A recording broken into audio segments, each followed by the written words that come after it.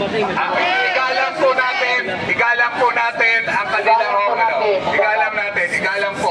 igalang natin ang kanilang pananaw at kanilang paninindigan. Awitan na natin sila. Kay sarap mabuhay sa sariling bayan. Kung walang alipin at may kamalayan, ang bayan sinisiil, bukas ay babangon din. Sila ay pupula sa timyas ng paglaya. Ibon man may layang lumipad, kulungin mo at umiiyak. Bayan pa kayang saklang dilag, ang di magnasang mga alpas. Pilipinas kong minumutya, bukad ng luha at dalita. May nabigay po ng bulaklak dito, orchid.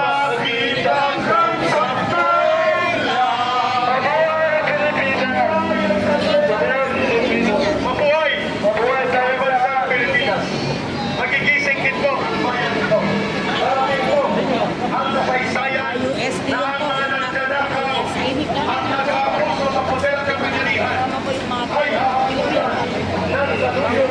So yan si tatay namigay ng orchids na bulaklak. Yan ang ating patutunguhan. Kaya tayo mo, kung irespeto doon ay hindi pa sumasala sa Marcos resign, okay lang po yun. Sapagkat patungo tayo doon. Patingin natin, paisa-isa, pagpalakpan, susunod ang pagbabago. Basta, linawin natin pagbansang loyal. Paisa-isa lang ha. Huwag ang patikim-tikim. Patikim-tikim na lang. Yan sila. Alangan natin ang patikim-tikim ha. Ikaw yung Sir Jalen, di ba? Ang paisa-isa, okay lang po yun. Doon tayo patungo sa paglakas. Okay na na, ituloy mo. Yan si tatay namigay ng Ituloy ni bulaklak. nanay. Wala pa tay. O bayan, bilang Thank you isang po. ordinaryong kababayang Pilipino.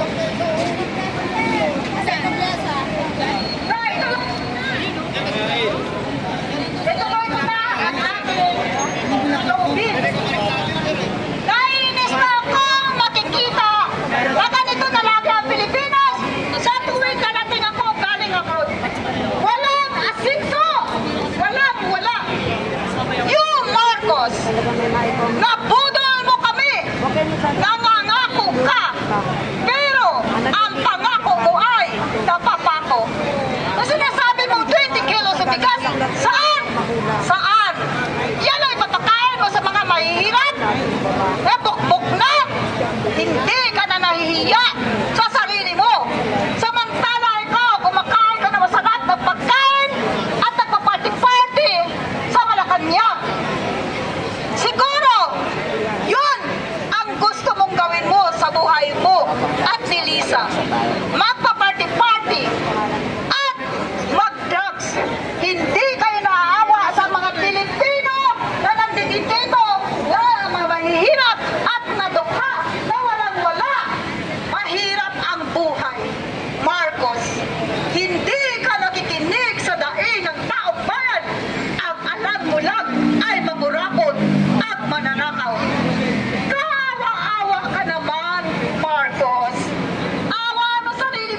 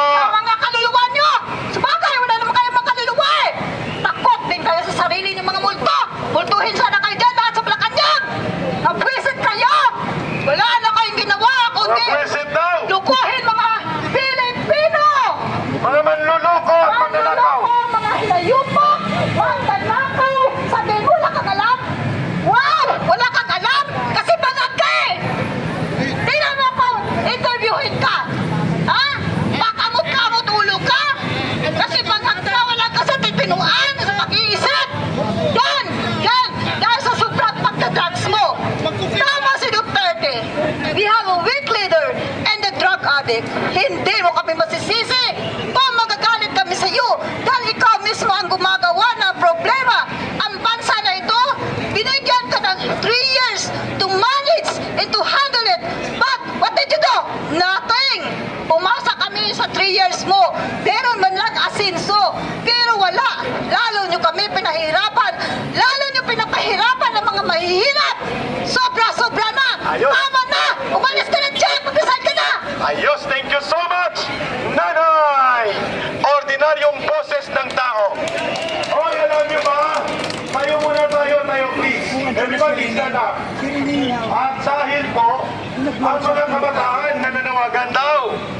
Ang sabi nila, mga kurakot-i, kulong na yan, mga kurakot-i, kulong na yan. Pero ang tamang panawagan, ito, Marcos-i, kulong na yan, Marcos-i, kulong na yan, Marcos-i, kulong na yan, Marcos-i, kulong na yan, Marcos-i, kulong na yan. Ayun. That's how to demand your future, kabataan. Correct. Demand your future. Sapagkat ngayon sa oras na ito, ibibigay natin ang boses ng Bangsamoro people mula sa Bangsamoro region sa Mindanao. At mayroon lang announcement muna si Tatay Hane. Muli po, ako po ay umaapila sa inyo na yung mga dumadaan po na iba po ang pananaw, huwag po natin kutsahin. Oo, tama. Igalang po natin para wala ho silang masabi na tayo po ay hindi disiplinado. Okay, klaro. Igalang po natin para po yung mga kapulisan, wala din pong dahilan para i-disperse tayo. Correct. Thank you, Tatay Hane. Sa paalala na yon, respetuhan sa paninindigan